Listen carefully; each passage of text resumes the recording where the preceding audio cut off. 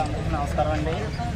నేను గత నెల 13వ తారీఖున 10వ నెలలో తూర్పుగోదావరి కలెక్టర్ అధికారి వారికి నేను జాతరాల్లో అవినీతి జరుగుతుందని కంప్లైంట్ చేయడం జరిగిందండి. మా కంప్లైంట్ మేరకు మాకు ఎటువంటి సమాచారం ముందుగా ఇవ్వకుండా మండల అధికారి వారు వస్తున్నారని అప్పటికప్పుడు మాకు ఫోన్ చేసి ఎటువంటి సమాచారం లేకుండా మాకు చెప్పడం జరిగిందండి.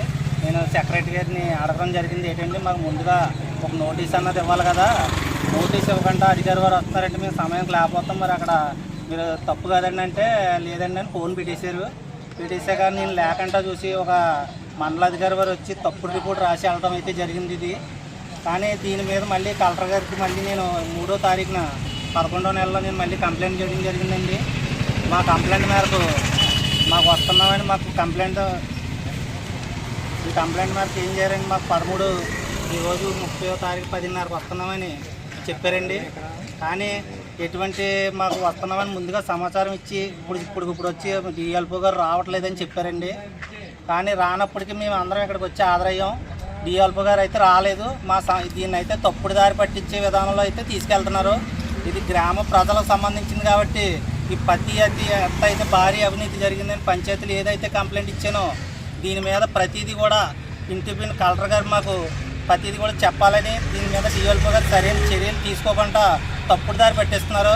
కానీ దీని మీద మాకు ప్రతి ఆధారాలతో మేము ఈరోజు మేము సెక్రటరీ గారి దగ్గర రావడం జరిగింది. సెక్రటరీ గారు కూడా సరైన సమాధానం అయితే ఏమీ చెప్పట్లేదు. గత ప్రభుత్వంలో సచివాలయం బిల్డింగ్ కట్టడం జరిగింది, దానికి కేవలం బిల్డింగ్ అన్నది ఎక్కువ చేశారు. కానీ కొత్తగా ఈ కేవలం బిల్డింగ్ చేసినట్టు మళ్ళీ బిల్లు పెట్టుకొని 92,000 ఒకటి 69,000 ఒకటి బిల్లు పెట్టుకున్నారు.